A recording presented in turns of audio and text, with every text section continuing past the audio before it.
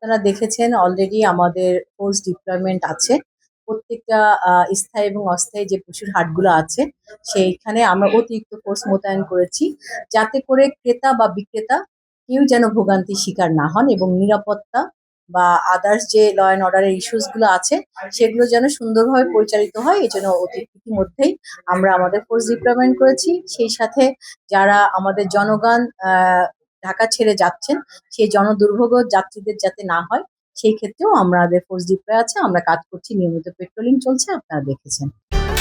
নীল মজাদার গোলমার্ক বক্স, কুরমুরে বাইটে ফুরফুরে লাইফ। আপনারা দেখেছেন যে আমাদের গণতান্ত্রিক সরকার 12ই ফেব্রুয়ারি নির্বাচনের পরে প্রথম তারা বলেছে যে পুলিশের প্রথম কাজ হচ্ছে মাদকের ব্যাপারে জিরো টলারেন্স, এবং আমরাও তার বাইরে না, পুলিশরা আমরা কাজ করছি, আমরাও ঘোষণা করেছি মাদকের ব্যাপারে জিরো টলারেন্স। ইতিমধ্যে আপনারা দেখেছেন আমাদের ঢাকা জেলায় প্রতিদিনই বিভিন্ন মাদক ব্যবসায়ীকে গ্রেপ্তার করা হচ্ছে এবং মাদক দ্রব্য উদ্ধার করা হচ্ছে। আমি আজকে আমার অফিসারদেরকে নির্দেশনা দিয়েছি আমরা বিশেষ অভিযান পরিচালনা করব এই মাদক বিরোধী, যাতে করে আমাদের অত্র অঞ্চলে ঢাকা জেলায় বিশেষ করে কোনো মাদক ব্যবসা যেন চলমান না থাকে, সে ব্যাপারে ব্যবস্থা নিচ্ছি। আহ, আপনি যেটা বলেছেন এটা শুধু ঢাকা জেলা বা কেরানীগঞ্জের ইস্যু না, সমগ্র বাংলাদেশই 5 তারিখের পরে আসলে কিছু তো অস্বাভাবিক বিষয় আছে। আর মাত্র 12ই ফেব্রুয়ারি পরে সরকারের বয়স 3 মাসও হয়নি। আবার এই 5 তারিখের আগে আমাদের পুলিশের উপর দিয়ে যে বিষয়গুলো ঘটেছে আপনারা সবাই সে ব্যাপারে জ্ঞাত আছে। তো সেখান থেকে আবারও নতুন করে আমাদের এই পুলিশ যে যাত্রা শুরু করেছে, আপনারা দেখছেন আমরা আসলে মানবিক পুলিশ বলতে যা বোঝাই, পুলিশ জনগণের বন্ধু আমরা সবসময় বলি, এবং সেই লক্ষ্যেই কিন্তু আমরা আমাদের পুলিশেরও মনোবল বৃদ্ধি সহ, যাতে করে জনগণ এখন চিন্তা করে যে না, পুলিশ বেসিক্যালি জনগণের বন্ধু, সেই কারণে কিন্তু আমরা সার্বিকভাবে চেষ্টা করছি। আর আমি পুলিশ বাহিনীর আলাদা কেউ না, আমি পুলিশের একটা অংশ। আমরা সবাই আমাদের মূল কাজ জনগণের নিরাপত্তা দেওয়া এবং জনগণের জানমাল, শুধু জনগণের জানমাল সহ পুরা রাষ্ট্র যেন নিরাপদ থাকে, সেটাই আমাদের কাজ এবং আমরা সেই লক্ষ্যে কাজ করে যাচ্ছি। আমাদের দেশের জনগণ বেসিক্যালি 20 কোটিরও বেশি, যদি আনঅফিসিয়ালি বলি, সেখানে আমরা পুলিশ মাত্র 2.5 লাখ। সেই ক্ষেত্রে আসলে আপনাদের সহযোগিতা ছাড়া, আর আপনারা সাংবাদিকরা হচ্ছে জাতির বিবেক, আপনাদেরও সবচেয়ে বড় ভূমিকা আছে আমাদের সাথে। সেই সাথে জনগণের সহযোগিতা ছাড়া কিন্তু আমরা ল অ্যান্ড অর্ডার পরিস্থিতি কোনোভাবেই নিয়ন্ত্রণ করতে পারবো না।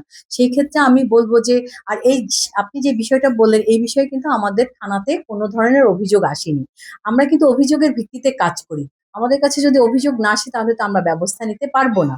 আর এটা একটা বিষয়। আর আমরা কিন্তু সব সময় কাজ করছি যাতে করে জনগণ নিরাপদ থাকে আপনাদের মাধ্যমে।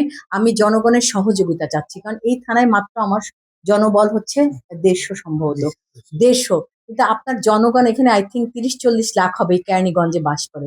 তো এখানে আপনাদের সকলের সহযোগিতা ছাড়া শুধু পুলিশ দিয়ে আমরা আসলে কতটুকু নিরাপত্তা জনগণকে প্রোভাইড করতে পারবো আপনারা জানেন। এই জন্য আমি আপনাদেরকেও আহ্বান জানাবো যে আপনারা সহ জনগণের সহযোগিতা এবং আমরা কমিউনিটি পুলিশের মাধ্যমে আমাদের যাতে কেরানীগঞ্জ সহ সারা বাংলাদেশকে আমরা পুলিশ নিরাপদ রাখতে পারি। আসলে আপনি যে কথাটা বলেছেন মাদকদ্রব্য নিয়ন্ত্রণ অধিদপ্তর, ওনারা ওনাদের মতো কাজ করে। ওনারা যখন কোনো অপারেশনে যায় তখন যদি তাদের পুলিশি হেল্প লাগে আমাদের সংশ্লিষ্ট থানাকে জানায়, আমরা কিন্তু পুলিশ ফোর্স তাদেরকে সাথে মোতায়েন করি এবং কোঅপারেট করে কাজ করি। আর ওনাদের কাজ, ওনাদের কিন্তু আপনি মাদক ক্রয় করা অথবা ক্রেতা বা বিক্রেতা যেটাই বলেন না কেন, এটা পুরা হচ্ছে আইনের অপরাধ, অ্যাজ পার ল অনুযায়ী এটা অপরাধ। আর আমরা পুলিশ কাজই করি অপরাধ নিয়ন্ত্রণ। সো আমরা মাদকদ্রব্য নিয়ন্ত্রণ তাদের যে ক্রাইটেরিয়া আছে সেই হিসাবে তারা কাজ করে। আর আমরা কাজ করি ক্রাইম নিয়ে, যে কোনো ধরনের ক্রাইম হলে, এটা মাদক বলে না, শুধু যে কোনো ধরনের ক্রাইম হলে পুলিশ কাজ করবে, মাদক তার বাইরে না। সেক্ষেত্রে আমরা অবশ্যই পুলিশকে কাজ করতে হবে এই ধরনের অপরাধ নিয়ন্ত্রণ।